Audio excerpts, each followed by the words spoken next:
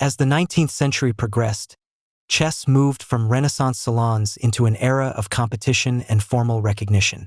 Three figures stood at the threshold, bold innovators who reshaped the game forever.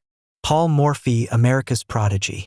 Born in New Orleans on June 22, 1837, Paul Charles Morphy dazzled the chess world with speed and clarity.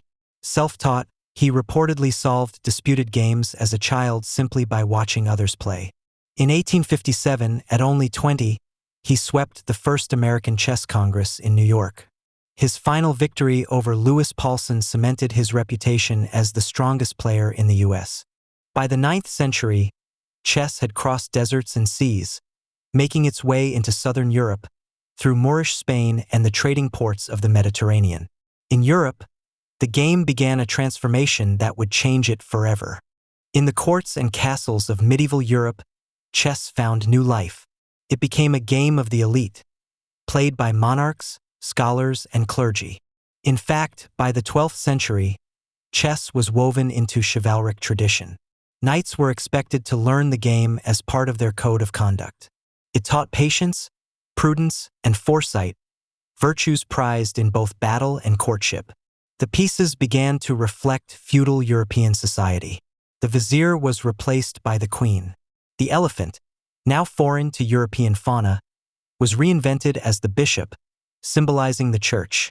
But it wasn't just names that changed. Rules began evolving too. European players found the game sluggish, so they sped it up. Capablanca's hallmark was simplicity. His endgame technique was legendary, and his writing, particularly chess fundamentals, is still lauded. Mikhail Botvinnik called it the greatest chess book ever written.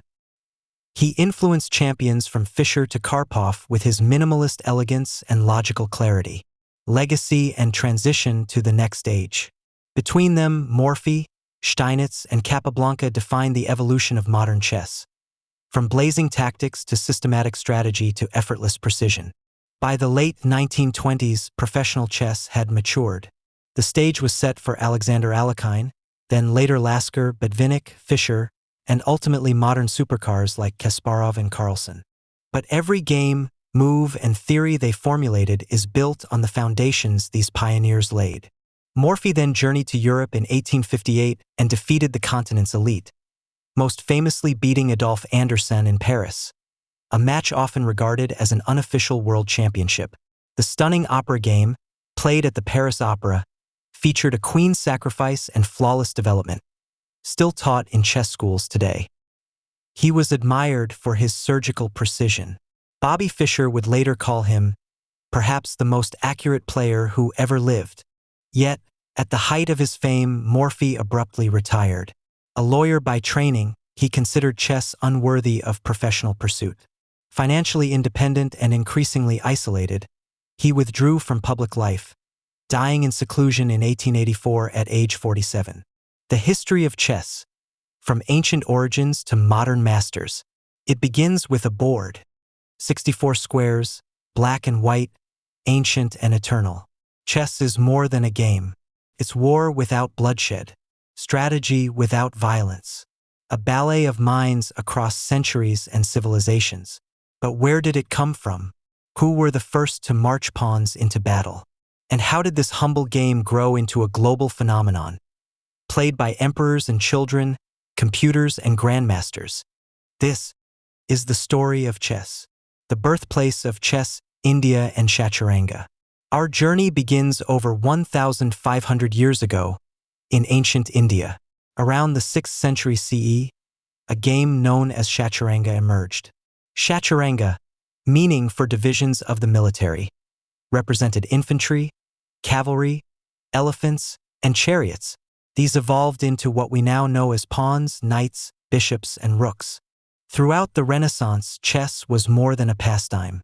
It was a symbol, a metaphor for love, war, politics, and even the cosmos. Artists painted chess scenes. Poets wrote of lovers dueling across checkered boards. Philosophers compared chess to life itself, where every move has consequence, and no piece is truly safe. By the late 17th century, chess had become fully embedded in Western culture. But it was still a game of the elite. The real explosion, the era of mass participation and competitive play, was still to come. From dusty manuscripts to crowded cafes, from noblewomen to grandmasters, chess was now on the brink of its next great revolution. From India to Persia, the game evolves. As the game spread westward, it reached Persia, modern-day Iran, where it became known as Shatranj. Here, the game changed significantly. The modern concept of checkmate, Shah Mat in Persian, meaning the king is helpless, originated here. In Shatranj, the pieces took on new names and movements. The elephant became the fil, a diagonal moving piece. The chariot became the rook. The vizier, precursor to the queen, was a slow-moving piece with limited power. Chess in Persia became deeply embedded in courtly life. Poets wrote verses about it. Scholars analyzed it. Even rulers played it to sharpen their minds. The game was played on an 8x8 grid, much like today, but the rules were quite different. There was no checkmate. The objective was to eliminate your opponent's pieces. It was a game of war, a meditation on battlefield tactics. Chaturanga was more than a pastime. It reflected the values and structure of Indian society at the time. It wasn't just about victory. It was about wisdom and foresight. The Islamic Golden Age, preserving and perfecting chess.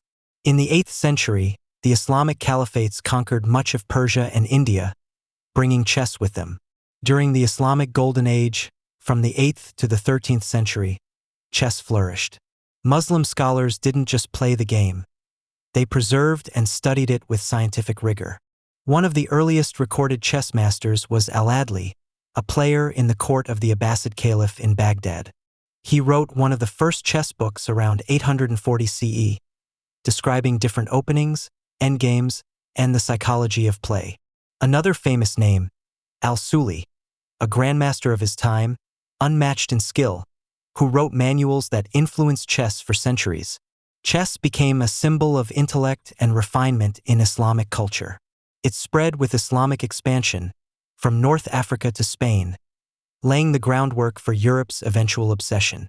The next major champion emerged from Cuba, José Raúl Capablanca, born 1888 in Havana, known as the human chess machine for his intuitive mastery and endgame elegance. A child prodigy, he defeated Cuban champion Corzo at 13 and soon became the strongest player at the Manhattan Chess Club while briefly studying at Columbia University. Capablanca challenged Ernster's Emanuel Lasker in 1911 but postponed the match.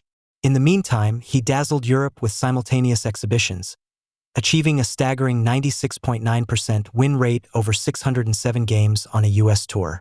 By 1921, at age 32, he claimed the official world championship from Lasker, winning convincingly, and lost it only in 1927 to Alexander Alekhine. Practically unbeatable in classical play, he lost just one game between 1914 and 1924. The Queen's Gambit power reimagined. Perhaps the most dramatic change in chess history came in the 15th century, with the rise of the Queen.